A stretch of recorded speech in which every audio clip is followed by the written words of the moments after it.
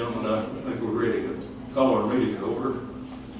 We have a roll call. Roll call, please. Chairman Winters. Here. Board Member Broom. Here. Board Member Rogers. Here. Board Member Stevens. Here. Board Member Wilson. Here. Everybody would stand with me. All of the side, pledge of allegiance. To the flag of the United States of America and to the republic for which it stands, one nation, under God, indivisible, with liberty and justice for all.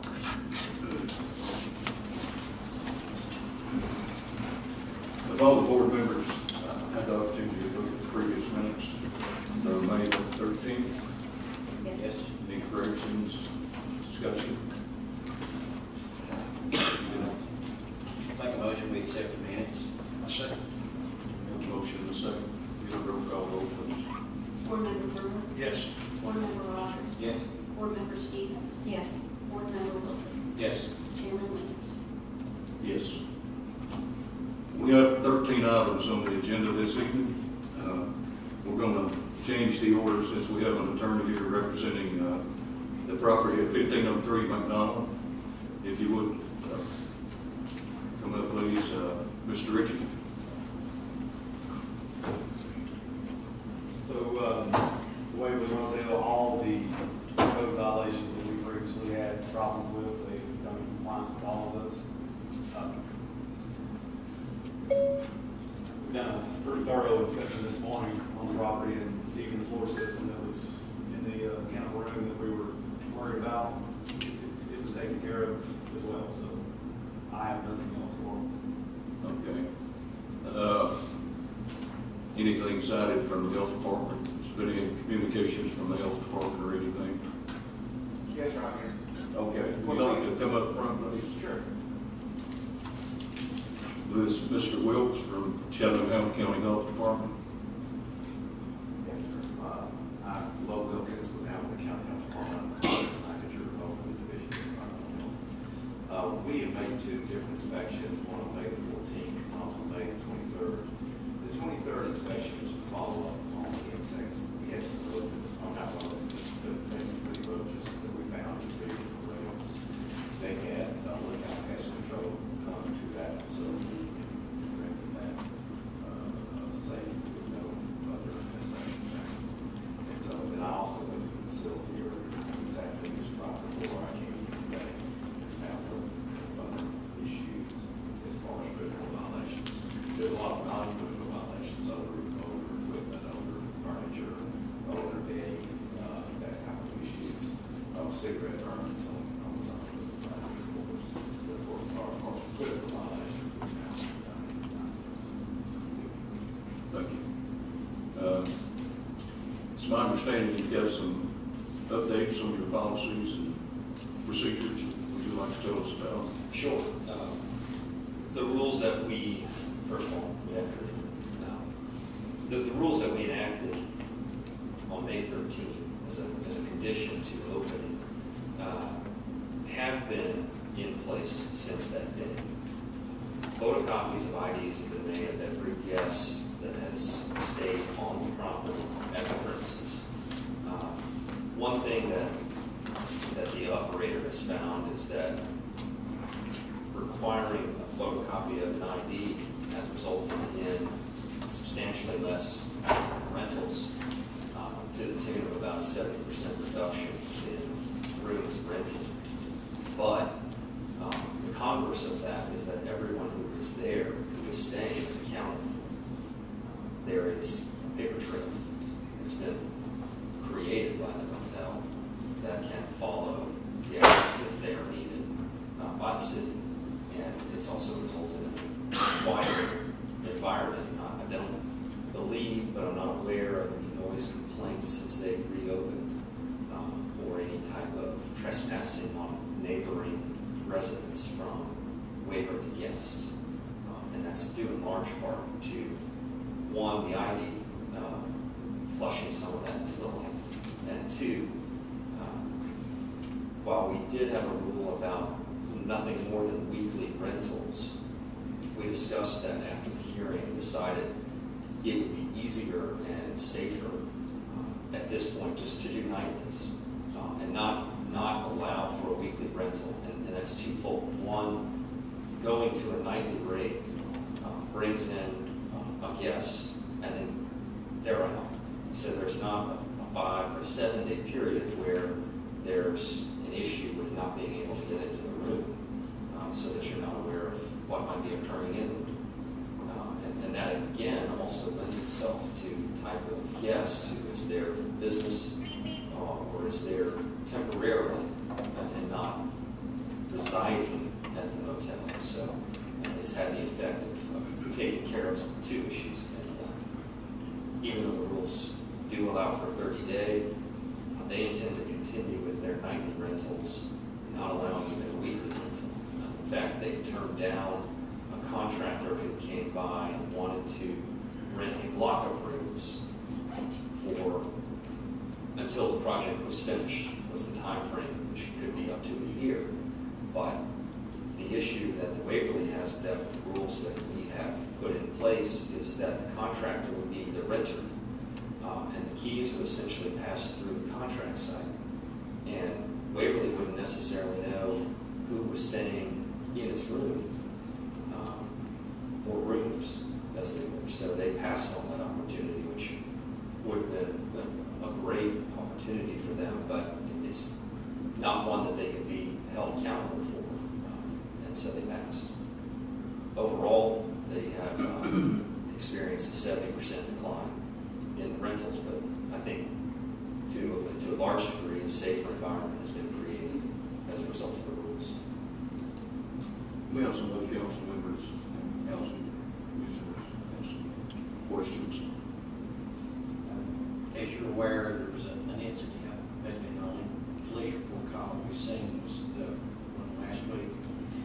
Just wondering how the 16-year-old got involved, if she wasn't a registered guest, there was no ID taken for her or whatever. There's some citizens that would like to tar and feather several of us up here at the moment. It seems like we didn't even make it a month before things started going down that path. And, no, that was only one call, but do you have any insight as to how the sheriff's department you come to your facility to find this individual? What was the situation with the 16-year-old? And I can see issues with your photo ID that you're asking to capture. An example would be if I was traveling with my children, one of them was 13, the other 15, you're not going to have photo IDs. So we can stay in the facility. It's double-edged sword. We do appreciate what you're trying to do to keep things in check. Just kind of update us on the events that happened last week with the gentleman that was arrested there. Sure. I received a call from Mr. Patel on Thursday, immediately after the incident occurred. And here's what we do know, and what the video would show. We do recall we have 11 cameras in place. Mr. Patel was not on the property when the criminal defendant, now I guess is how I refer to him, has been arrested, but the defendant checked into the property. He checked into the property by walking into the main area where you do check in. His photo ID was taken. After his photo ID was taken, or after he walked in, a short time later, the minor, and that's how I'll refer to her for the purposes of this conversation, the minor walked in. Bushman, who you've met at the last hearing, asked for her ID, and she indicated that she was his bride, and that she was not staying. His ID is identification only, so he didn't have a driver's license or did not produce one. So Bushman did not take the ID of the individual who claimed to be dropping off the defendant.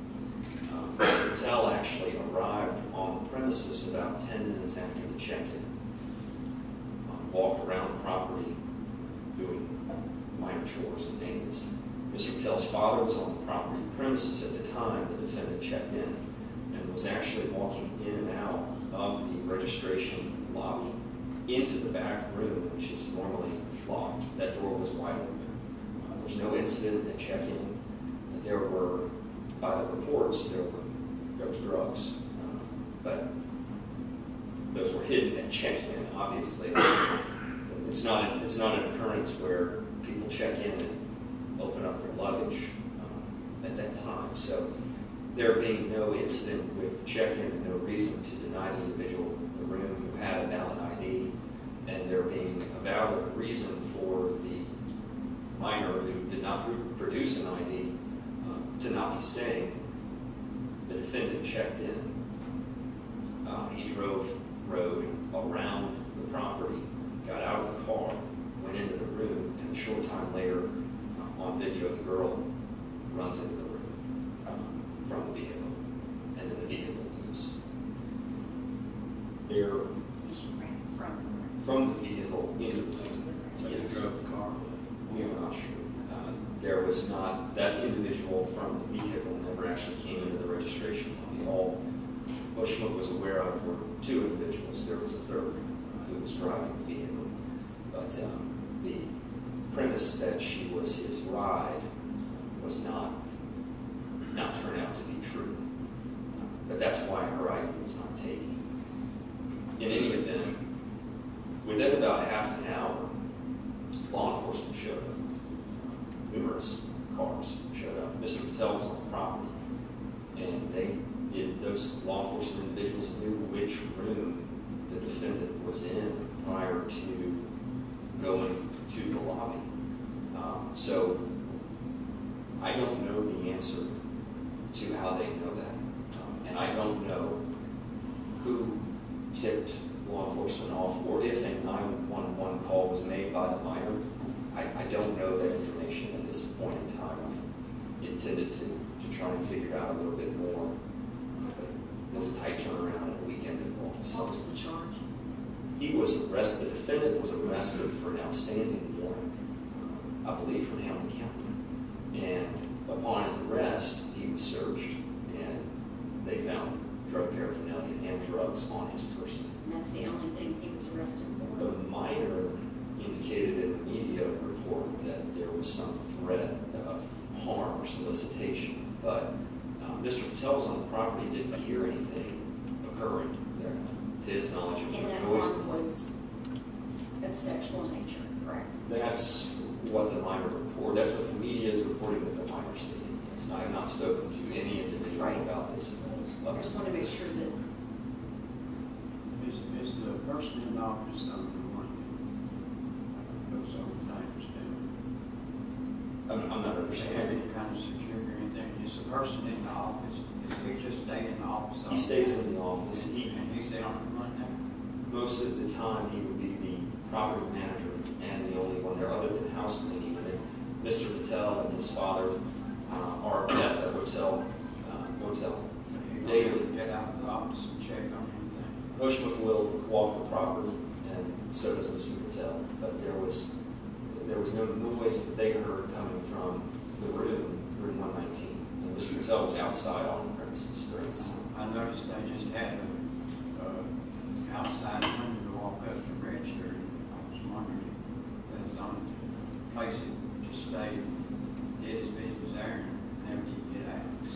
No, but he doesn't walk the guests to the room. You know, they take the key at registration, and they take themselves to the room. But he does walk the perimeter during the day and the evening. He's there all the time. Mr. Patel Most is of in the some tenants time. are local. Most of the tenants are local. Well, there aren't many tenants at all. Guests is, I guess, the term, but the guests are from Georgia, Tennessee, surrounding areas. You know, a lot of places won't even rent to local people, Yeah. because there's usually something going on. Well, I'm not sure if that is in fact accurate, but I understand what you're saying. I think the type of individual who is looking for lodging in this community at that price point is typically not stably involved in housing. Some of these individuals utilize hotels as homes. But the Waverly's taking care of that problem by going to a nightly rate. And if the commission is of the opinion that local residents should not be allowed to stay at the Waverly, I think that would just cripple what little business they have left. I understand your concerns, and they are aware of your concerns. I mean, that's why they're taking everyone's photo identification, but there are some incidences that you just can't prevent from happening even when you try. Personally, I think you're shooting yourself in the foot by not renting to these local construction people. You know, with all the contractors that are going to be. We understand. coming to town. And frankly, it would be something that we would like to revisit later, but at this point, my counsel to them is that they're under a microscope, and it's better to be operating at 30% occupancy than not at all. Yeah. That's the way that I feel about it, and I know that's bad business sense, but that's good legal advice under these circumstances. There was one other mention about somebody camping out on your property down there. Are you aware of that? I'm not, sir. Mr. Ritchie, you went and addressed that one. I did, I talked to Bushel. I talked to him that morning. I didn't see any evidence while I was down there, and I did get some pictures of some shopping carts parked out in the driveway and parking lot. That was all gone by the time I was there. I don't know if it was Just- somebody passing through or just somebody actually camping in the parking lot. Can't say. And I would add that Mr. Patel has a quote for the fence on the back portion that was of concern in our last hearing to move forward on that, but he also is entertaining quotes that would be a temporary fence. He's actually entertaining quotes to enclose the entire property in a white wooden type fence. It wouldn't be chain link. It would look nice, but it would prevent some of the entrance upon the property because it's so exposed to the river. Well, I believe if you get your motel back up and going again legitimately, as you go along, as you make, minor improvements as you go along and update your furniture, your parking lot, et cetera, signs, et cetera, I think you can get back to where you need to be. But, any other questions? Have you thought about just stepping back, revisiting your business plan, getting you a bulldozer, take that place down, build a new motel or a new facility back and accomplish the property that you own on the house behind the zoning change for that property, and build a nice drawing hotel or motel? Now is the time with things with the Red Wolves and other things that are coming here to jump on this bandwagon, and that benefits not only you, it benefits the city too, because that way we start getting more of the state sales tax funds from the Bridge Act. Maybe this would be just a good time to call a timeout from your business and father and other regroup and see. There's a stigma. I mean, as long as you have the name Waverly on that, it's going to be that through this town for time to come. Maybe you need to just regroup and look at before you put much more money into it with the fence and things like that. Just building a nice facility. They have spoken with multiple designers and business consultants who have indicated that a complete teardown isn't even necessary. There could be a teardown of the studs, if you will, but the foundation itself and the shell is stable. But by tearing it down to the studs, it can reinvent what's there. And there's been designs prepared, reviewed, and they're under consideration. The lot that you speak of next to the Waverly would have to be rezoned. But we've considered the application process and moving forward on that. That is a lot that they own, correct? It is owned by an entity. Yeah. Is it owned by an entity? Is it owned by this entity? But I agree that it doesn't need to be, but take it down to the studs, reinvent yourself. It's the perfect time with the city doing that, and then. We want to keep you here as a business owner and a viable part of this community, but we're getting beat up real bad by the citizens, and we've got to And rightly so. said, they're selling like tar fed us after that last police report. And I know Mr. Ritchie wasn't thrilled when I sent something to one of our council members for people who were in the parking lot that night or that afternoon. We've got to do something. I mean, having the name Waverly on it is not going to change.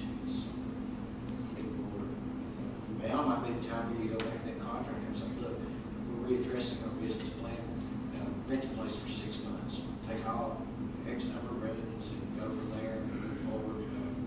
We'd have to, I guess we'd have to go before you to get a permission on that. The 30-day requirement exists for all hotels. Or perhaps an exception could be written into the code for developers and contractors in the city.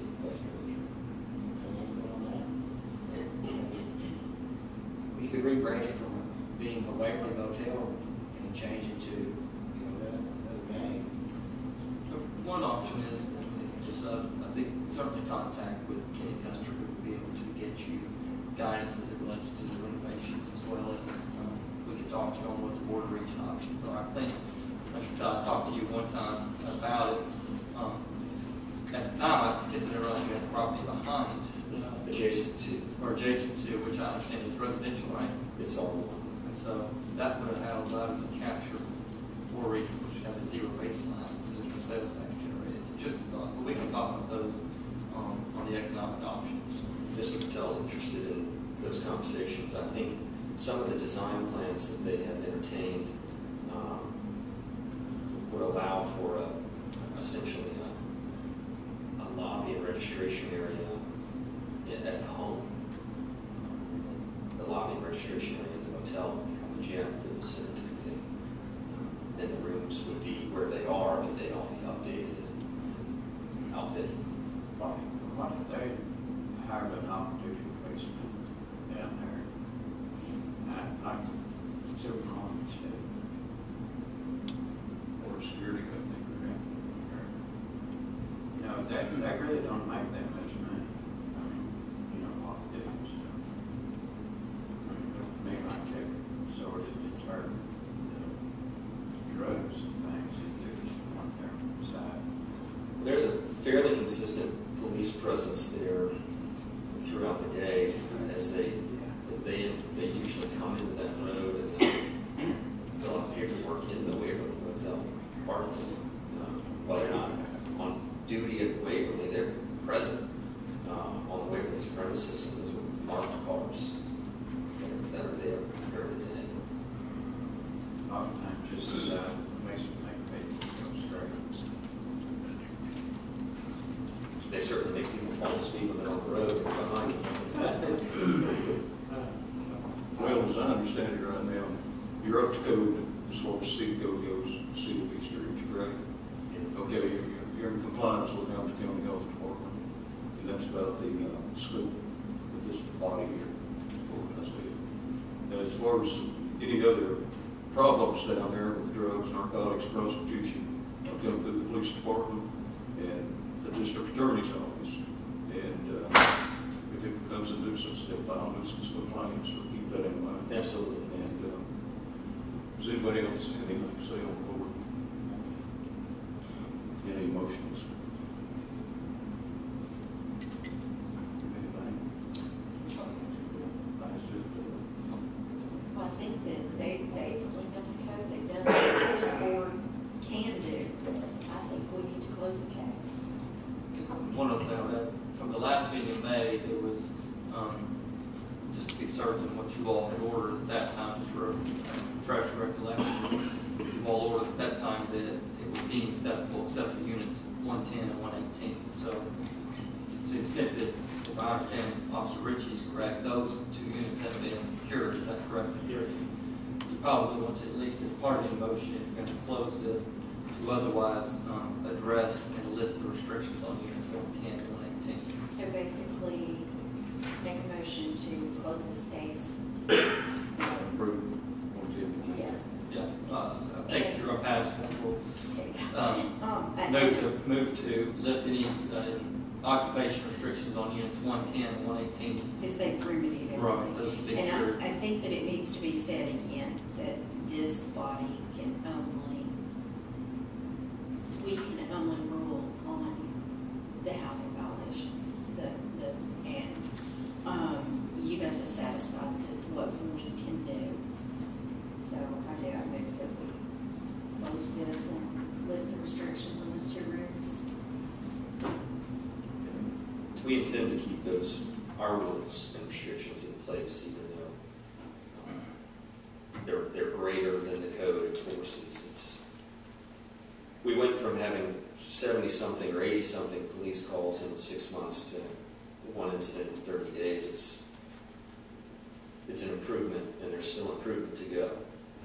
But those restrictions have proven to help. I think to keep the nuisance call off from the police and from the DA's office, you're going to have to. I think you're right. There's no choice.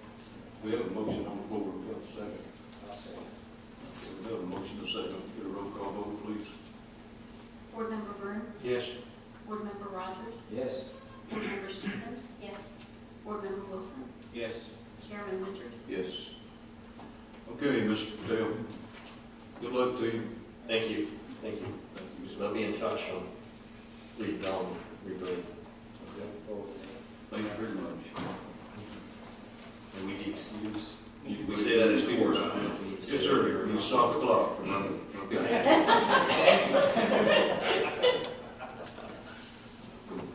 Next item on our agenda is the property at 3220 Winston Drive. I'll be good.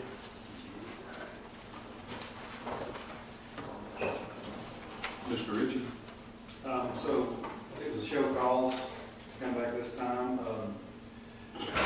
We needed an engineer report. We did get an engineer report today. I think I've given everybody copies of it. The engineer, in his professional opinion, says the structure with a pricey rehabilitation could be salvageable. If you look at some of the wording in there, we're wanting people with substantial experience in structures. So not just a normal everyday contractor, actually somebody who deals with structures daily. I'll address that. He worded this the way I needed him to word it. These words are coming from me and they're being used against me. Yeah. Go ahead. Just state your name for the record, Greg please. Stallard, just the owner of the property. Okay. Yeah, go ahead. The wording in this came from me. He told me he would do it, and I thought I was doing the right wording, and I feel like the wording is being used against me now. I'm waiting on my license to get back, but I am a general contractor, residential and small commercial. It's wording here is from me, and I just feel. Well, even as a general contractor on that structure where the roots push at the bottom of the foundation in, You know what? you can still have to have a structural engineer. There was a tree that over 10 years, it was a fast growing tree, pushed out about 8 blocks, and it's just pushed them out about that far. And I took it, and there's about maybe 20 blocks that need replaced, but it has to be dug out on the outside, just like you got to waterproof the outside, replace these blocks, and waterproof it. Put it back. What is it you're actually asking the Housing Commission to do? Not tear it down? Yeah, not tear it down. I want to build the whole thing back again, but like I talked to him today, I'm gonna have to go through rezoning. I've got R3 on both sides. Mine is R2, and what's sitting there was not R2. And with R3 being on both sides, I'm gonna have to go downtown and it'll change my zoning, but I don't think that's gonna be an issue. I've rezoned several properties. What about all the mold and deteriorated wood where it's rained in it for about the last 18, 20 years? The only place that it rained in it because the roof was good is this one section that's mentioned at the bottom, then it needs the sheetrock. And since that time, I've taken the sheetrock out and the subflooring so where you can see that area to see if the wood's good or not. There's a few boards that need replaced just because of color, but they haven't lost their replacement I need to. I don't build garbage. I've got 5 in Windstone, 2 in the Legends, and I don't build that. I'm not asking for anything. Yeah, I think probably some of the other board members have some questions, but my concern is how come you hadn't done anything, cleaned the property up at all? I mean, It's been that way for a long time. I bought this piece of property just as a flip piece of property back when I was building everywhere, including several places here. It was just a piece of property I bought, but it's funny how life turns around and something that you just bought as a flip becomes something that's very important to you. How long have you owned? I've owned it since 2004. So 2000, it was 3 and 4 is when I was here, and I don't remember exactly, but it was 3 or 4 when I bought it. And I actually had a construction loan on it right then to do it, and then when the economy flipped, the banks pulled their notes on it. So they pulled that note, and I'm still setting the construction note on it. But anyway, since that time, I've talked to my banker. All he's waiting for from me is for my construction license to come back, and I have the financing that I need to get done. But mainly, this whole thing has been financed. It has been difficult when that happened. I had 10 houses over next to Hamilton Place Mall, a subdivision I developed that was half done when the banks pulled up. It was a nightmare for me, to be honest with you. Have you already taken your test for your state I have contractor's to license? retest. My CPA, all I have to do is my financials. When they're supposed to meet in July, is my understanding, the review board. But I don't have to retest. I've already tested. All they need from me is my financials to reinstate my license. Any of the housing commissioners have any questions? We need a timeline. It's been sitting there so long. We just need a timeline when something's going to happen. Okay, I will clean the property up where it looks better. I'm going to the zoning board, and my understanding was that it'll take me a couple of months to get that done, a month or two to get the rezoning done. But I plan to have financials in state at that time. Like I said, I've already talked to my bankers. I'm just waiting on my contractor's license. I have the loan to do this stuff, but I just have to get to the point where it unties their hands, because they have to have my contractor's license before they can give me the loan. So what if the zoning doesn't go in your favor? I mean, This thing, then all I can do at that point in time is to build back the duplex that's there. I just can't add on to it. I want to replace what was there, especially with what's coming into town and stuff. I don't lose the piece of property at this point in time. I want the zoning so that that whole section, that burn, I want to replace it. That's what was going to happen in the beginning, and I had my financials and stuff set for it. But like I said, the banks pulled on me in 5 or whenever it was. I don't remember the exact date. I didn't expect to talk about this right now. Coach, have any recommendations? Mr. Ritchie, do you have any recommendations as far as this property goes? Well, I mean, I kind of have to go with what the engineer says. I don't think this property is worth rehabbing. The engineer says pretty much the same thing, but he says that it can be rehabbed. So that would be my recommendation. I'm gonna tell you, I'm in the process of rebuilding a burnout, and I wish I'd never started it. There's The no cost burn on is this property, tremendous. but this property wasn't burned, this section that we're talking about. Yeah, the other units were burned off the opposite end of it, and all the debris laying out in the parking lot and everything now. It was a slab, the whole thing was built on a But slab. we're talking about going in and you're gonna have to rip all the insulation out of it, all the drywall out of it. The electrical is gonna have to be updated, the plumbing's gonna have to be updated after 20 years. And then you're gonna have to go into your structural issues with the foundation on it. You're gonna have to rewrap it, some type outside siding, your roofing. You're talking about a tremendous amount of money. It's gonna cost you a lot of money to do that, probably. It's not gonna cost me as much as building back when I did. I don't know, I think sometimes you can rebuild less expensive than you could to rebuild a burnout. You just get into so many more issues once you get in there. The cost of this building is $13,000 from Hamilton County. We're definitely going to hit 30% on that, so everything has to be brought into code. That's underground plumbing and everything else. So it will be very costly. Personally, I think you're doing yourself an injustice by not taking it down and starting all over again if you're going to get your contractor's license and do it on you and do it right. But if your improvements run over 50% of what the value of it is, then the building inspection office is not going to grant you a permit to do it. Am I correct? Is that right? No, Pardon? that's incorrect. Okay. If it hits 30%, the entire property has to be brought into code. We're talking Updated fire in entrance and 2009. everything else. Yes. Everything has to be brought into code. We're operating off 2018 standards right now, correct? Yes. Again, that's the entire property, so all of the the fire entrance and everything, the driveway there is really sketchy. The driveway has to be replaced. It would have to be at least 20 feet. That's gonna have to be replaced regardless.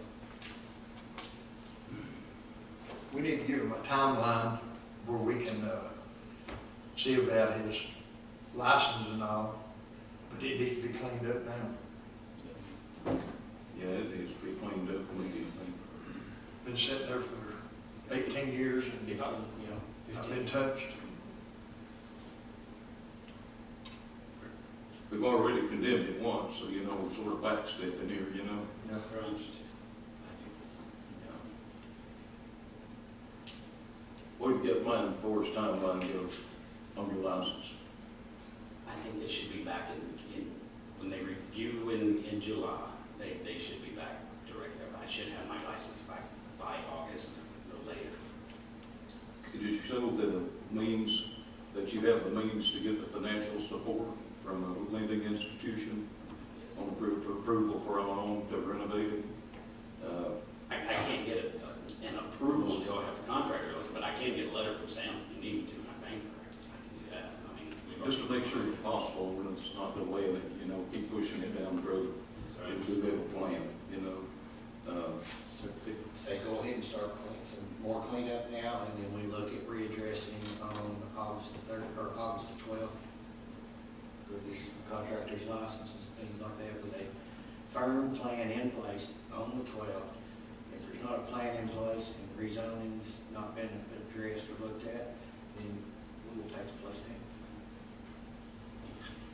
You're still working at the hospital also, I right? gotta be there in a few minutes. I thought I was first on the docket. I have to go. You just brought that up. I make a motion to give him till August the 12th. Get his contractor's license and start the cleanup in the process between now and then. But the neighbors need to see sometime back here. We gotta take care of our citizens.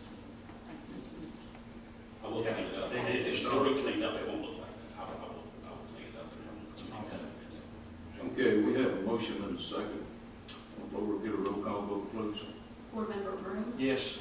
Board Member Rogers, Yes. Board Member Stevens, Yes. Board Member Wilson, Yes. Chairman Winters. Yes. Okay, we'll see you next August 12th. Yeah. August 12th. Good luck to you. Thank you.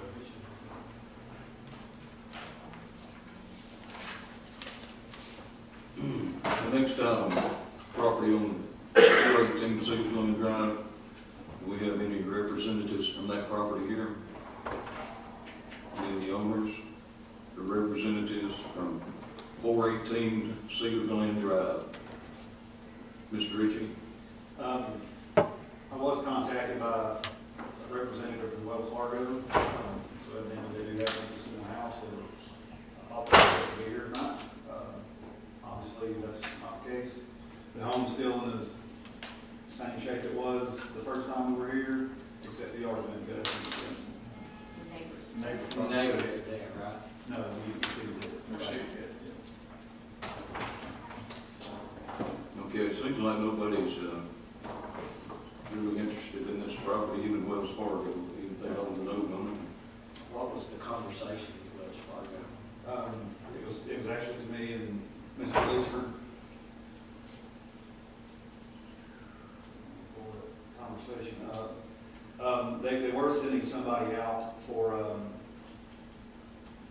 make sure the house was vacant. Something's been posted since then, so obviously they're, that's kind of the last I've heard from Mr. Mendelson. Who was that? I'm sorry. I'm looking at my history of records too. So apparently the property owner hasn't satisfied the lien, outstanding liens, the check he got from the insurance company. Normally in a case like that, the mortgage company ends up with an insurance check, That's what I would have thought. and there's probably still a balance on it.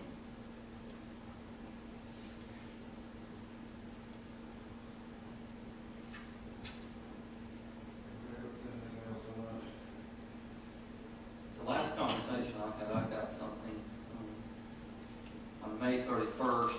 So this is from a gentleman, Adam Huddle, who I understand was the Wells Fargo mortgage representative in their building code compliance department. It stated that they had requested counsel to represent Wells Fargo at the upcoming hearing and are currently working on getting an inspection completed to confirm the property's vacancy. Then they were going to try to secure the property to begin looking to address the violations. And I wrote back, once you've secured counsel, please have them contact me no later than the morning of June 10, and I've not heard anything. I also said, if you secure counsel, could you please notify me of the attorney? And I didn't receive anything. It's sort of like the other property we had up on Conley Lane, you know, with Chase involved in it. We never could get their attention. No, that was like back and forth forever. You're right. I think we need to vote to tear it down. Yes, we're with you. All of us on this row are with you. We thought you might be. You Put want that to in the form of a motion.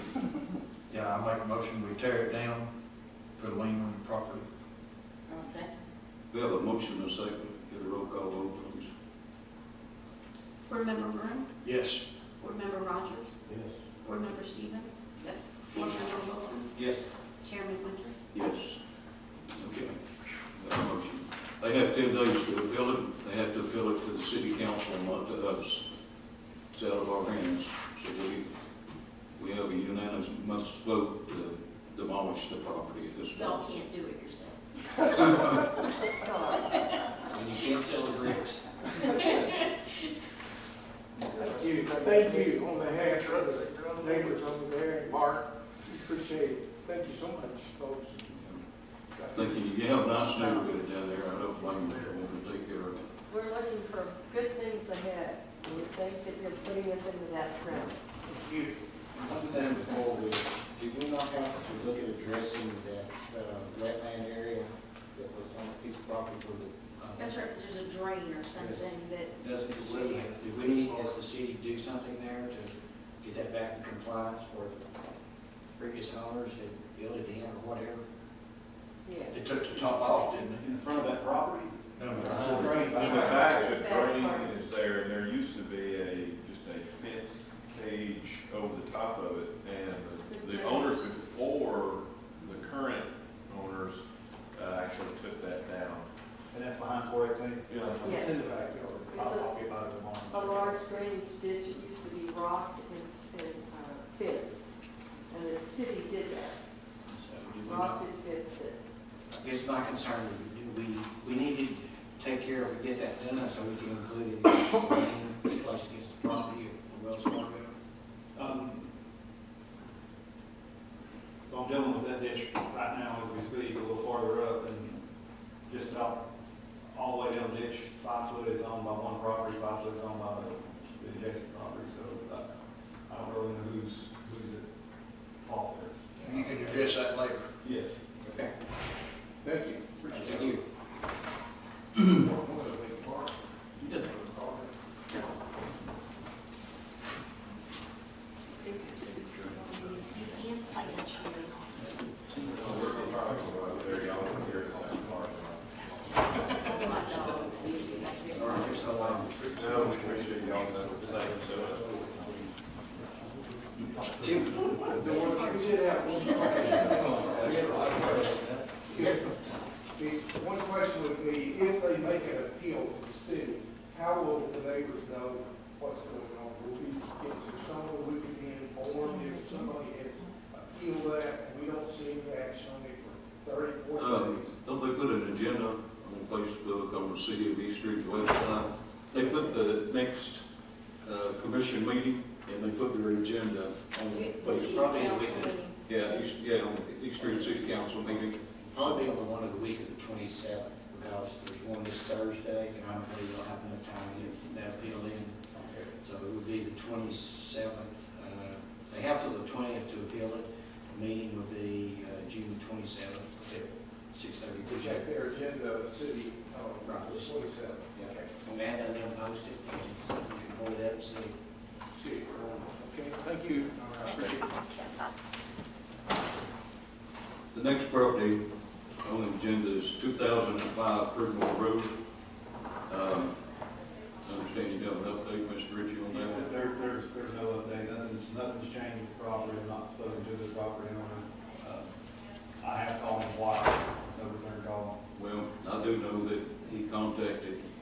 Rossi Trust Company, but they went out and gave him an estimate, but he never did respond to them, you know, so, Turn it over to the AHO. Well, I mean, so this building's, it's pretty unsafe structure, so I think it's by the AHO. You prefer to see it go? Absolutely. Is that the one with the no roof in it? Yes. Right. I drove by today and it's still sitting there. Just like it was.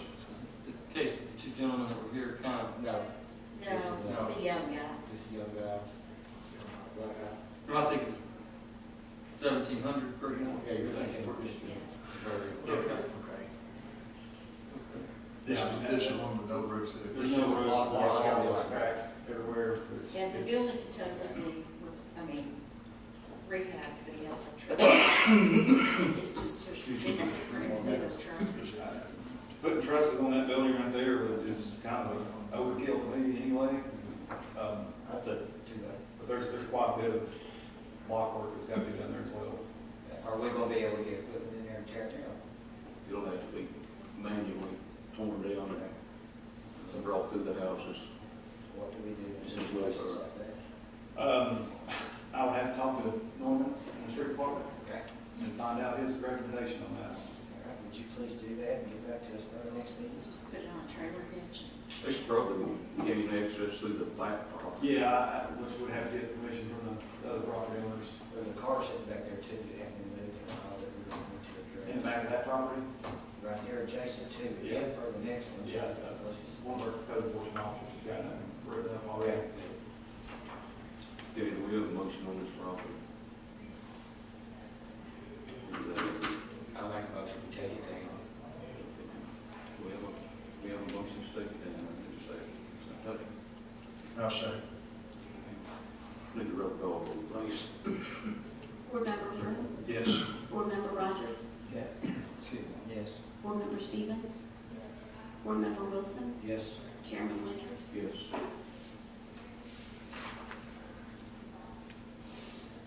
The next property on the agenda is 1612 Castleberry Avenue, and we have an update on it, Mr. Jim. Yes, Mr. Prince has pulled his permits. He's working on the Fort Joyce probably as we speak right now. He's made quite a bit of progress outside in the backyard for sure. He's still got, and I've actually got an inspection scheduled with him in the morning on the Fort Joyce. And then all the electrical hazards will have to be addressed. So this one kind of is probably in the past. Okay. Our next property on the agenda is 1317 Pleasant Street. We have a representative here for that property.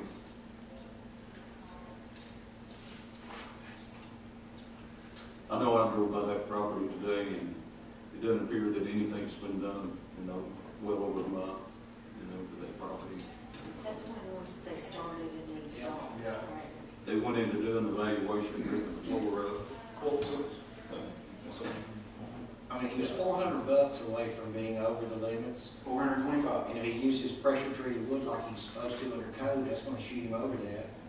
So, I mean, Is the It's flip just- house, So is there a limit? we've not been able to get a hold of Mr. Phillips. I actually got a hold of him yesterday. Yes. Because his flood development forms wasn't filled out correctly. He did come in the office and pick up another flood development form. He was aware that he had a court date tonight. He wasn't here last time. no, he was out of country.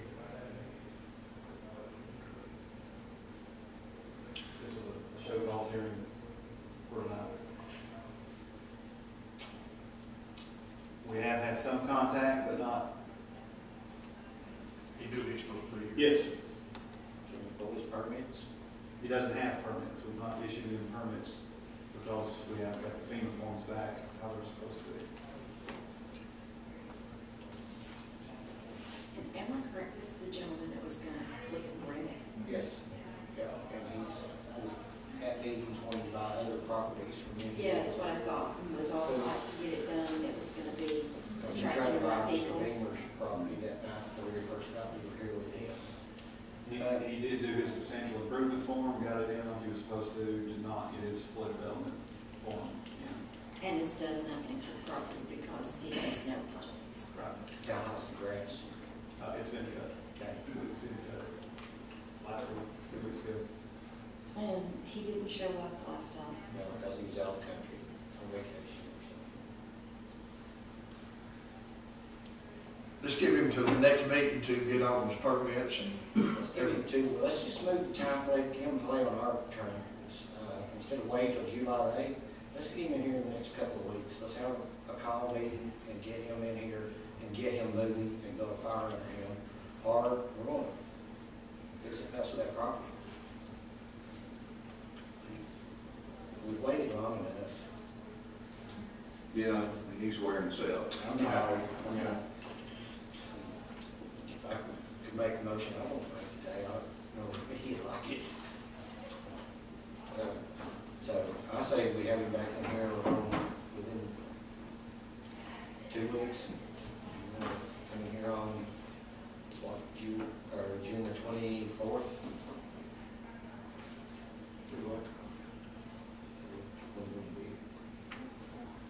All right, let's just move it up. Let's bring him in here next Monday, June 17th.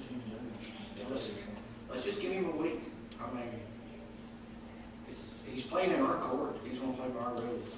I mean, it's our backyard. You know, 2 months is a long time to go with those meetings. Yeah, it is. Now, I mean, I'm done. And he's supposed to been here tonight again, he knew, you know, they talked to him, said, look, figure it out. He was on Fox Drive Yeah, back in the winter. yeah. He was going to buy property all over East Ridge and, yeah. So if I make a motion to tear it down, he's got 10 days to respond to it, doesn't he? Yeah, we'll turn it over to the mayor. Turn it over to the mayor. There you go. Okay. I like it. Let's give 10 days to tear it down. I did not make that motion. Would you second that motion? I know Virgin Newton on the 10, All right. 10 days. All right, 10 days from today would be the 20th, correct? June 20th, which would be next Thursday. 10 days after he gets the letter. But that's to appeal it to the council, not to us. I say we just give him 7 days, get him in here, and let's line him up. Do you have an idea or suggestion? That works with codes? I think 7 days is definitely a fair. Okay. Make a motion that we have Mr., what's his name? Phillips in here next Monday, 5:30. And if he's not here, it's going down. 5:30. Can I ask a question? Can it be 6 o'clock? Sure. I'm working in outer counties Okay. and 5:30 is a little tough. All right, I'll make a motion for 6 o'clock next Monday, 17th. Emergency hearing for Mr. Phillips. I'll second. We have a motion for second. Have a roll call vote, please. Board Member Brown? Yes. Board Member Rogers? Yes. Board Member Stevens? Yes. Board Member Wilson? Yes. Chairman Winters? Yes. The next property is 4308 DuPont Street. You have a report on that? Yeah, originally the owner was gonna try to rehab that property and he has decided to demo itself. They've already pulled a permit. This was probably closed. Do we pass it so that we can make sure that it's done? So I make a motion we pass it next month to make sure that they've gone through it. July. Yeah, July 8th. This is our second Monday. We have a second. I'll second. Motion to second. Roll call vote, please. Board Member Brown? Yes. Board Member Rogers? Yes. Board Member Stevens? Yes. Board Member Wilson? Yes. Chairman Winters? Yes. Next property is 1700 Fremont Road.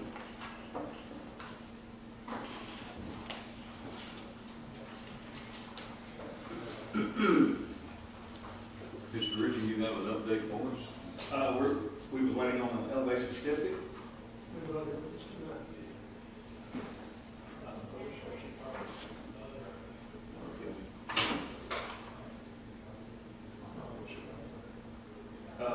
You need to finish you need to review that. You'll have to review this and then find out what, you know, if it needs to be raised or not. Okay. Is there anything you'd like to talk about tonight? I mean, the building inspection department's gonna have to review your I just had a application. couple quick questions for the attorney. Okay, go ahead, sir. State your name again for the My name record, is please. Darrell McCurry, Cheryl is on the certified letter. Okay, I live at his address, I have my own address, which I need to return to everything else. What is that address? Huh? What's that address? 6924 Stanford Gap Road. 6924. And I have never received any notification of anything from y'all that granted, so. that's not Silverdale, is it? No, I'm just kidding. not yet, anyway. I'm just kidding.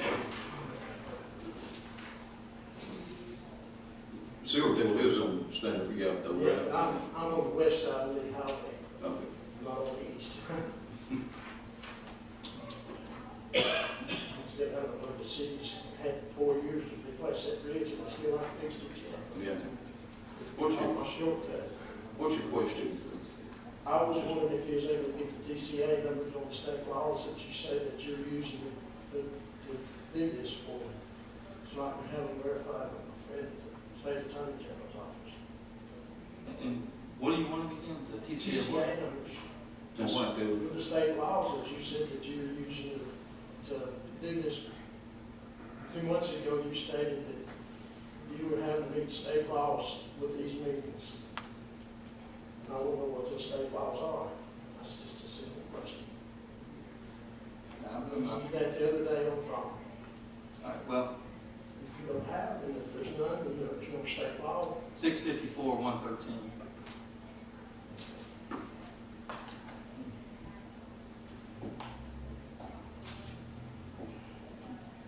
Okay, thank you. That's the start. You've also got the slum clearance. You can look that one up. 13-21-101. 13-2101. 101. 101.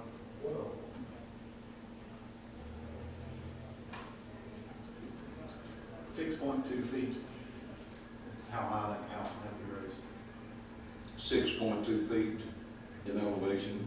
In You know, order it's kind of to, funny, Daddy bought that property in 1950, and we never got water even into the garage in 1973 when that big flooded came on. That property's never flooded, even when we were in a floodplain, we never had a flood problem.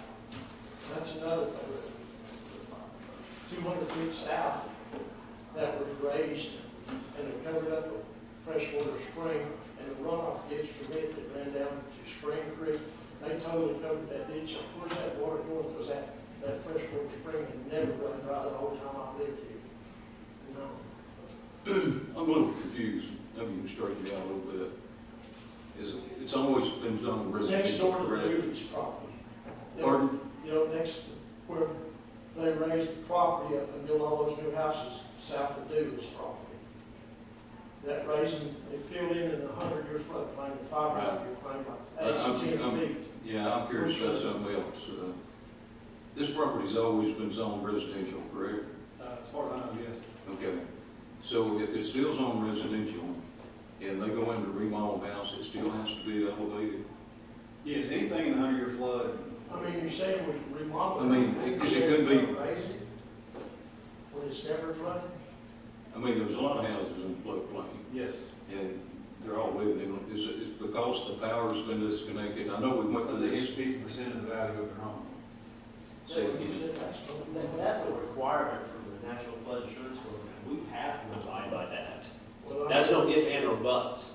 Okay. If you have a house in the 100-year flood zone, you do a substantial improvement, 50% of the value of the house, it has to be raised. Or we could get sued from the next owners that own this house. Because we did not go by the National Flood Insurance Program. Well, I was looking, I dug up some of them. I've got a bunch of. Well, what I was confused about was the other property that was back behind the old McDonald's that we talked about before. It was zoned C2. Well, And then it was on back to R1, or they never did, you know, try to rezone it back, but it was on C2. But I was confused about that. But these are federal laws, they're not state laws, as far as the elevation goes that they're talking about. With this So we're at a point right now where you still need an engineer, according to your flood drawings, correct? To elevate this house before we can do substantial improvements on it. We've not been able to find a contractor that even come out and give us an estimate. He did get an estimate from a contractor in today on for demolishing. Big Woody's Tree Service. They are also a demolition company, evidently. And I got a demolition estimate here of $10,000, but may increase with lead or asbestos. It's got asbestos shingles siding on it, I know. It could be with double what the system is. So single-family homes are not required to be abated through Hamilton County, only commercial properties are. So this would apply to residential permit. If there's any asbestos in the home, On the outside. the single-family residential homes don't apply to abatement of asbestos in Hamilton County, only commercial properties. So we can. This is what's written on their estimate here. Price will change if we have lead or asbestos. Like I said, the estimated $10,000 for demolition. Well, That's from that company, that's not anything that we would require, that's through, is it Big Wood here? This is just an estimate that I received by email this morning. Maybe that's part of some of Mr. their. Broom told me, as Mr. Broom told me, I needed to have a meeting with Mr. Dorsey the day he was hired. I've called 5 times, and every time the lady that answered the phone asked me what she's in regard to, as soon as I mentioned that address, he's in a meeting all of a sudden. And I tried to talk with Kenny Cluster. I'd rather make an appointment even for a phone call. And so I'm not gonna, I even talked to my friend Tim Wood last Thursday night. He was gonna try to call and give me an appointment with Mr. Cluster. I still haven't heard anything from Mr. You tried Cluster. to email them? He spoke to Mr. Custer, because I was sitting in the room when he spoke to him. Because a paper trail's always a See, really I'm good not thing. nothing, whether there's been meetings set or not.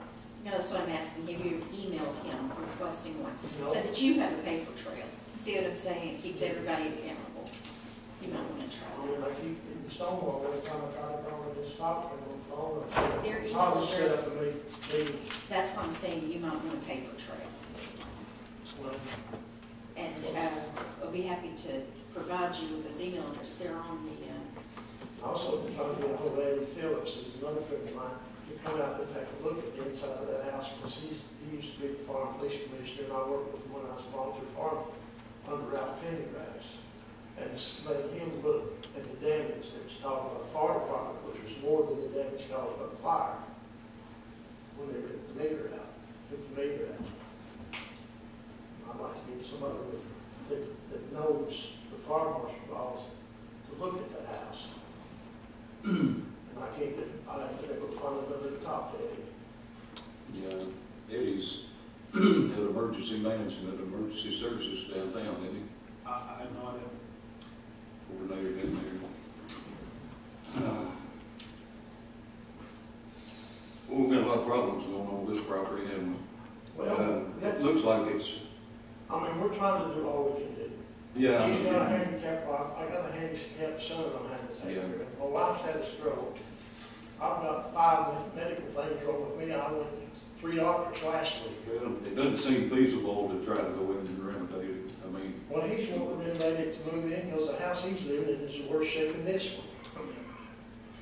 It's And in I the don't city think of Chattanooga. well, from all the costs and everything, doing the elevation on it and everything, you'd be better off to demolish it and put you another one back up. Well, then we'll run into the same issue we've had before. Yeah, right, 6 feet. If we demolish it, we're told we can't build it back because it's under the, Well, you'd have to elevate your foundation 6 feet higher. we can't build back because it's under the 100-year floodplain. That's what they've always told me about my adjoining lots on either side, because they're under the 100-year floodplain, I can't build on them ever. Is that correct? That is incorrect. You can build on that lot, it's just gonna have to be 6.2 feet. Higher than what it is right now. You can rebuild on that property. Well, that's one separate issue. The only thing I've ever asked this commission, or anyone else in the city for, is the time to do what needs to be done.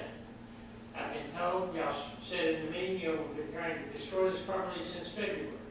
The first notice of anything I received was a phone call from Mr. Ritchie on Friday evening before the April session.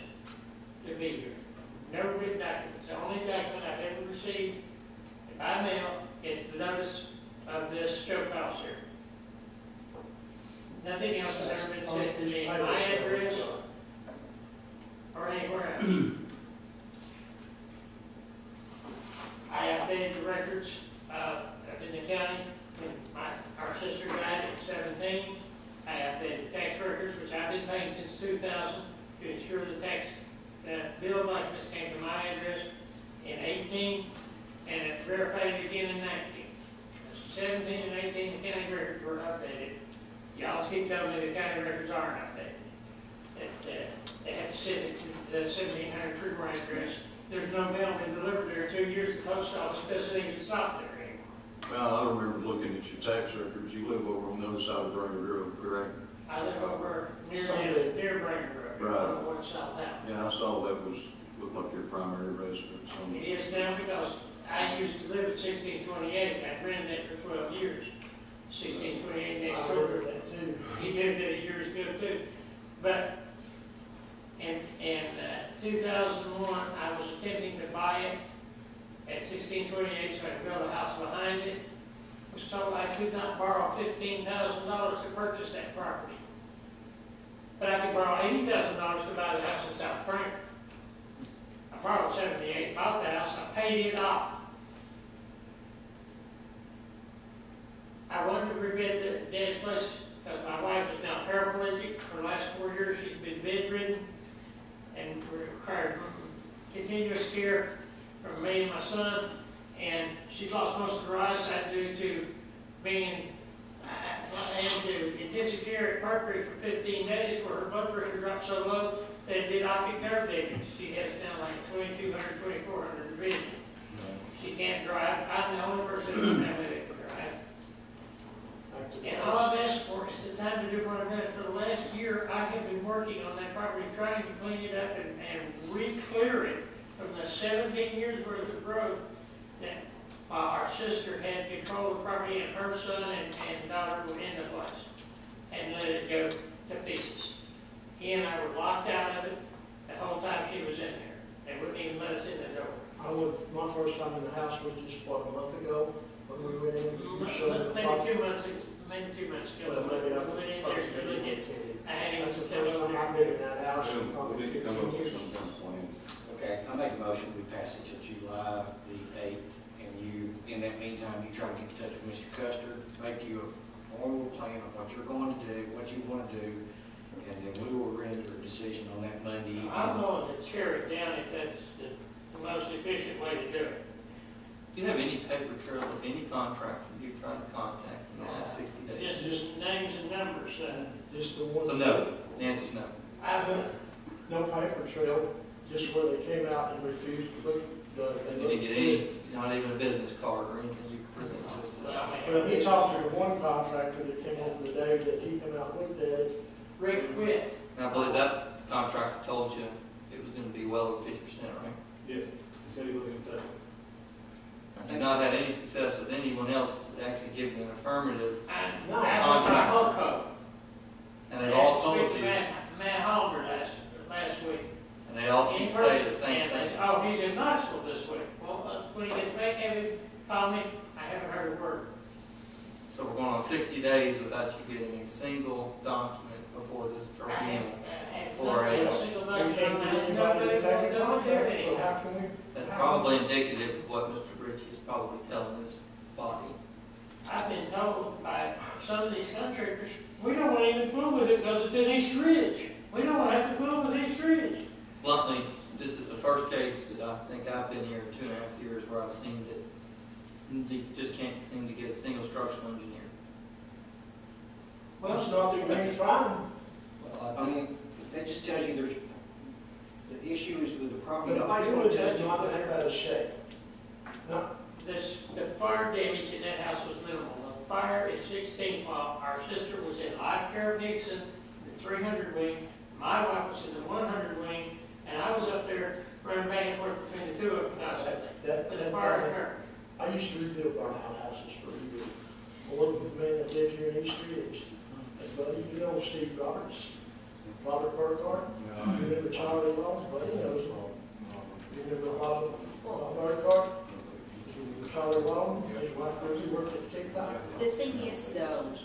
The thing is though, knowing these people and having people come out, there's a totally different thing. Well, I'm just saying, y'all saying everything's gonna be totally stripped down No, to what studs. we're saying is we want reports, we want a paper. I think that you're misunderstanding. God, we And- trust all others we got. Exactly. A paper trail is the best thing you can do. If that is an email trail, if that's a fax, if that's you going and sitting in their office until you've got somebody to talk to you. I'm a very persistent person. I'd have had 10 people by now. I know that you've got a lot going on. It's not uncommon to have those things going on. I could sit here and tell you everything that's gone on in our family in the last 2 years, and it curl your hair, because it's going to sound just like yours. But this is your responsibility to get this taken care of. If you want to keep the house or keep the property, then you're going to have to come up with a plan, and it's going to have to be solid, and it's not going to be, well, nobody will call me back. That's one just... issue. The other issue I'm having is, I have been trying to clean this place out myself, with only my son to help me, and take care of the wife too. And here's the issues I face with the wife. Nurses 2 or 3 days a week out there at the house, I have to wait for them. Sometimes they show up at 9 o'clock in the morning. Sometimes it's 2 o'clock in the afternoon. I understand. But I can't leave her until I think No, but you can sit there and make those phone calls, can't you? I've been making phone calls for 2 months. Charlie, what's the name of the builder that bought the place over on Coons Road? Evan Green, EPG Homes. Can you reach out to him and see if he would meet with them and give them an idea of whether, yes, this is worth doing, or no, I won't touch it with a 10-foot pole? Sure, I mean, I can talk to Evan, I'm not really sure that he's in the business of doing that, but I'd be more than happy to. You know, I just watched him build that home there on Bennett on that very narrow lot. They got it done quick, they did a good job, and, It's got to be somebody that they believe. well, Just to, We've got this one right here. We've got a Stephen Horn. This was provided to us in connection with the matter earlier today. Have you contacted Mr. Horn? No, I haven't. Didn't know about this. this home, this is from Hamilton County, is $45,200. The estimate that I got from, the owners were, $62,000, so that just shows you, I mean, the amount of work. That was done by a contractor I hired, trying to help out a wounded veteran who I thought was a good guy, who showed me a Tennessee license and gave me documents that turned out to be phony. And he took $13,600 out of me, and as I understand this, Class C phone. One option you could take, But the police will not even if it's take designed, action against it. to move this along, one option you could take is to move to demolish it, take about 10 days to move for an appeal, and put it before the city council at that point. You then have a motion, you have the demolition order out there, the city council can address it, and you move it to the next step. That might spur the property Well, owners. Here's the, He's- here's what I just told you. Spur the property owners For the to go demolition. forward and try to Before I find. demolish the property. Well, or it spurs the property owners to recognize that they're not just getting more, they've owned the property, tax record shows since 2000, so we've got 18 and a half years. And I hear them say they aren't permitted to ever get in there. We were locked out because it was boarded. My They were- sister had that. They were property owners at that point. They were entitled to get, We they were could not have gone to property court. We were listed on the deed My as sister PAL. railroaded us. I did not talk to my sister for the last 5 years of her life. I didn't even go see her in the hospital when she was dying because she screwed me out of over $80,000 over that property. They could have gone to court. I make a motion we demolish the house. I second it. That's all right. All right, see you in court. See, you know, we've already got an. I wanted to say something and y'all are cutting me off and won't let me. Yet we sitting here last month for an hour and 15 minutes while you drug it out about that stinking whorehouse down there on McDonald, where my ex-wife got murdered right across the street from it. I'm very sorry that happened. Yeah, and it's Especially- 11 police department did such a fine job. We have a motion of what and a they did. second. Give it a roll call vote, please. Only served 6 or 15. Before you take that roll call vote, can I please finish what I was trying to tell you? Okay. I said I have received today an estimate Yes, sir. for demolition. I am willing to demolish it if necessary. But before I demolish it, I want to go through the 70 years worth of accumulated stuff in that house and clear it out and save what's valuable and trash it. Sure. How long do you get for that? I've been working on it for a year. Well, I mean, we can't Well, go a few another minutes. year. I've been working on it a few minutes at a time when I have the time to work on it. I have hauled load after load. I've taken numerous loads to Goodwill of Christmas decorations that have been piled in that house for 70 years. Well, you can pull your demolition permit and you can give them a time frame that it's gonna take you to go through the tearing down. But we're not set, it doesn't have to be. The only reason we're 5 to 6 feet under, we're 5 feet under the floodplain and have to raise it a foot above that is because you allowed Whitmire Construction to build all those houses below the rock house on the south end of Fruitmore. 200 feet below our property, pushing the water back. Pushing the hill down into some of the floodplain. You'll find there's a law on the books since 1883, if you do anything to proceed or prohibit the natural flow of water upstream or downstream, you're liable for it, any damage you cause. So the city of East Ridge allowed him to build in a floodplain, pushing water on our property and everybody between us and him. So the city could be liable for the depreciation of the value of our property and pushing this on us because y'all allowed him to illegally fill in the floodplain. And I'm going to ask you this. Y'all all stood there and pledged allegiance to the flag for liberty and justice for all. And you call this justice for all? Good night. I defended So much this for for 20 Christians. years. I'm retired Air Force, Vietnam veteran, disabled veteran. I have a herniated disc in L5 in my lower back. I have a knee that's going out. I have a heart condition and a pacemaker. I ain't got what to do. We're not the final decision on this, sir. You still have the right to appeal our decision, but you're going to appeal it to the city council and not the housing board, okay? Okay, and I will have a lawyer take care of it. Okay. Here's the situation. I have only asked for the time I need to get it taken care of. I've been working for a year to keep clean that property again. I've hauled off loads of trash. I've hauled off stuff to the Goodwill. I have only 3/4 of the attic empty. I've cleaned the inside of the house out under it and partially on the bottom. Now I'm taking stuff out of the attic and putting it down, trying to sort through it and figure out what to do with it. I've taken 5 loads to the Goodwill the last month. And I have a big F-350 dually truck to put it in to haul it. And I've hauled 5 truckloads full of the Goodwill of stuff that are old Christmas decorations and New Year's and Easter and everything else have been in that attic for up to 70 years. Yes, sir. And I am trying my best to take care of things. But I've spent the last month making phone calls and trying to search for stuff to meet the requirements y'all set on us from last month. And I'm not having no luck with contractors, attorneys, or anybody else. Well, there's definitely some problems communicating with people. So, well, there's problems we got, well, you've got a situation that most of these contractors don't want to deal with because they're upside down on the property. And that's probably why they don't want to give you a quote on it. They don't want to be obligated. This is in my opinion. I'm strictly my opinion right now. This is my property. We own it, it's paid for. I've paid the taxes since 2001, every year, on time. Nothing's ever been like it. The amount I spend on the property is my business. If I want to spend $1 million, that's my business. What business is it of yours to tell me how much I can spend? The only thing we want you to do is have the code, your house up to the East Ridge City Code in compliance. Your codes.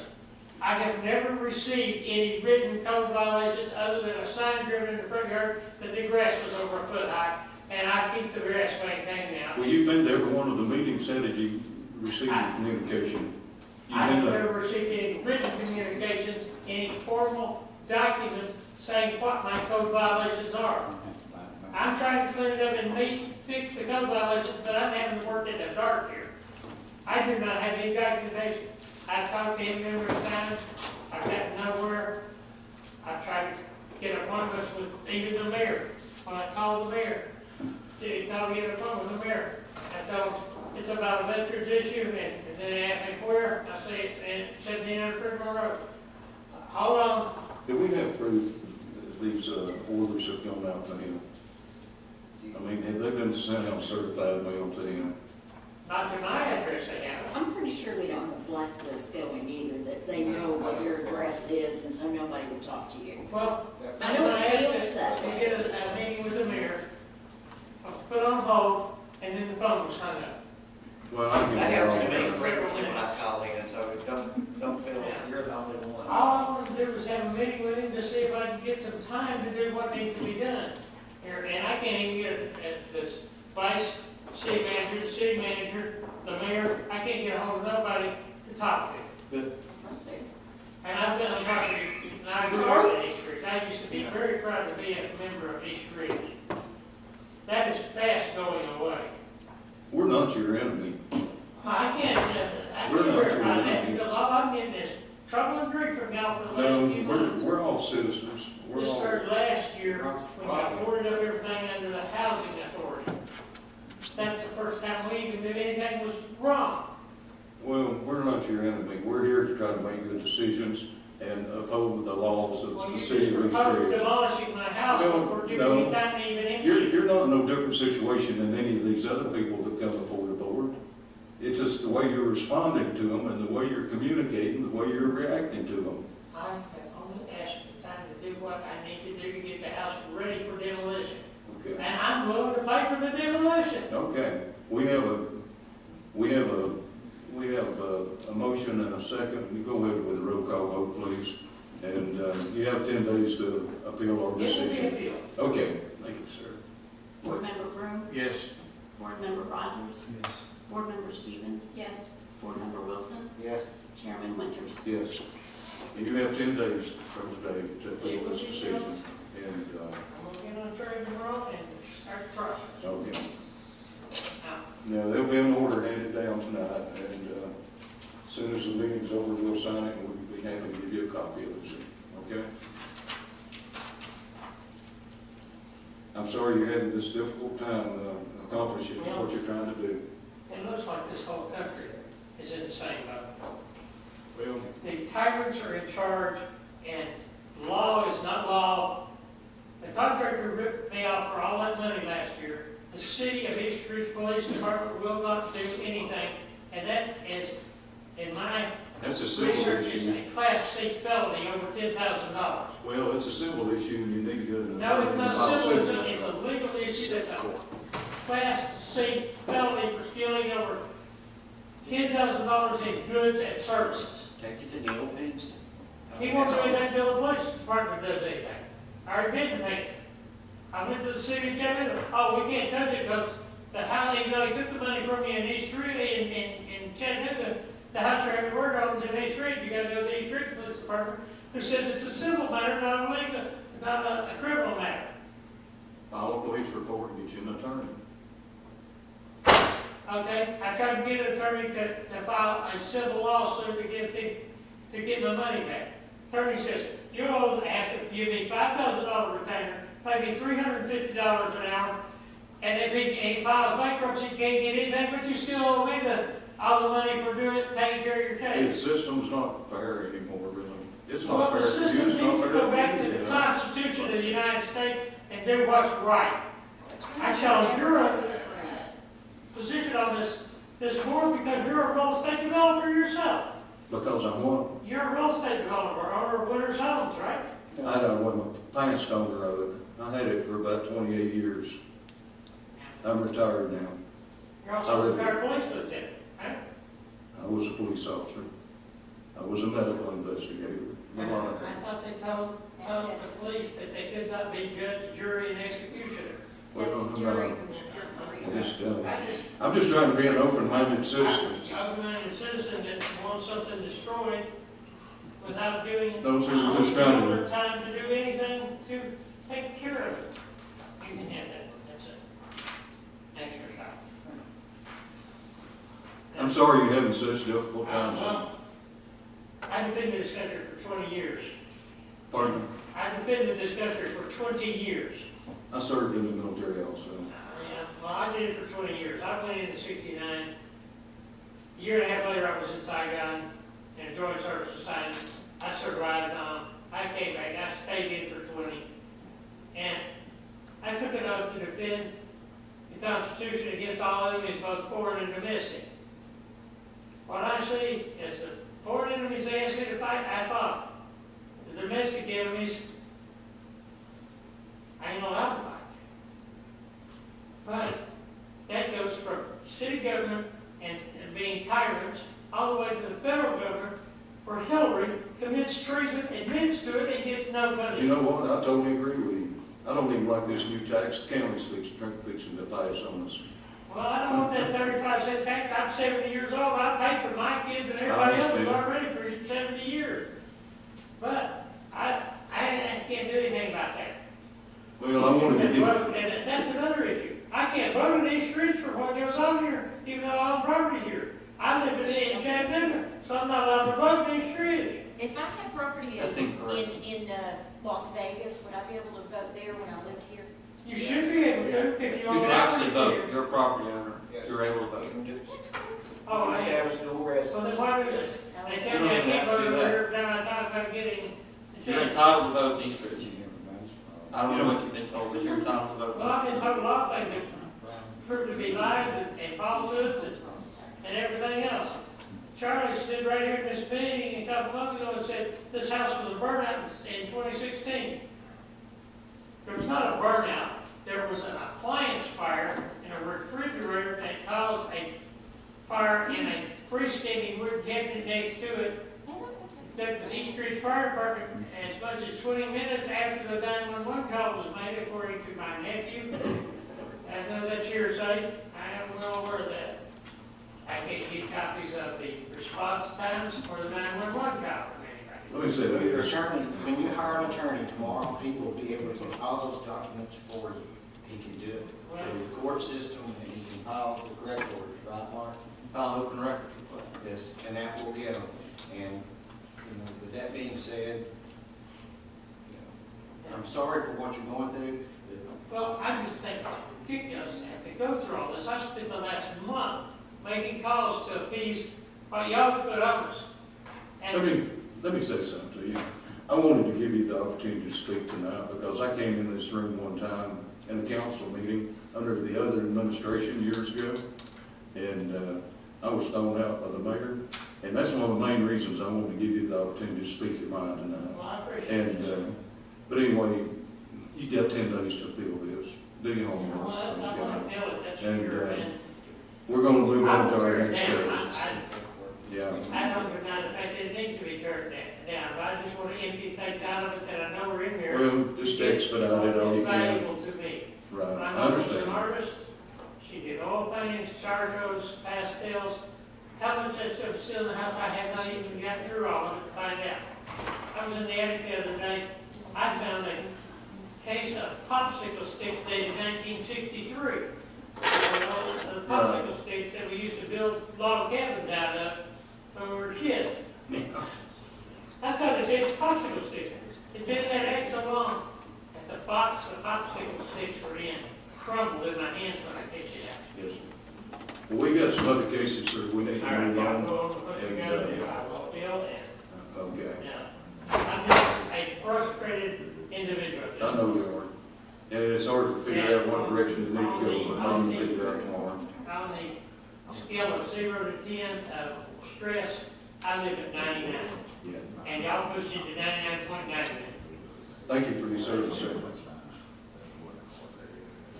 I served in 68, 69 also, so I'm in the same era with you. Okay. All right. Have a good evening. I served 69 to 89. All right. Retired. Next property on the agenda is 6619 State Line Road. We have any representatives? About 626 tomorrow. Yeah, we got Marlboro. Okay, 626 Marlboro, okay. Charlie, is that? Yes, it's, making plenty of progress over there. I asked this week to close. Okay. She's getting all of it. Yeah, she's not pulled her permit yet, but she's moving along pretty well. Okay. The next property on the agenda is 6619 State Line Road. We have any representatives here from that property? I went by that property this evening. I saw a dumpster in the driveway, and it looked like they were gutting the house. Yeah, if you look at the content. I think it was names of two contractors tonight. Dumpster, it's not, doesn't look like it's gutted to me. You wrote them down, I didn't get a chance to write anything down. And how long have they had the house? They've had it for what? My 2 brother years? did. Isn't that what it was? I'll talk to him tomorrow. 2 years. Is that Or property been actually, occupied? 4, sorry. 4 years.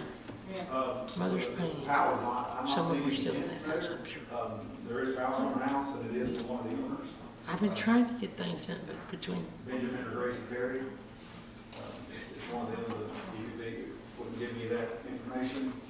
Well, it looks like they bought it in 2015 from the Housing and Urban Development, and, I believe it's like there and there, that's actually a $1,200. yeah, the property taxes haven't been paid on it in the past 2 years. 2017, 2018 are due. Service wasn't satisfied on this house anyway, so this one probably needs to be passed in another 30 days at least. Bad thing about this house is we're under your part over there, so it's gonna be similar issues as what we just have to deal with. That property's an 100-year floodplain. I wouldn't have thought of that. Somebody ready? I did not think that either until today when I looked at the FEMA flood maps. It's well. Oh, nobody's. I used to lease that property in front of it. I used to keep that big long field out there years ago. That was where one of my housing dealerships was over there by the mall. But, okay. Charlie, the building inspector is recommending we pass this case in 30 days. We'll get it in the next time. The service hasn't been satisfied. I mean, I'm not slow about Motion anything. to pass it to July the 8th. Second. Have a motion and a second. Roll call vote, please. Board Member Green? Yes. Board Member Rogers? Yes. Board Member Stevens? Yes. Board Member Wilson? Yes. Chairman Linder? Yes. Any other business come before the housing board?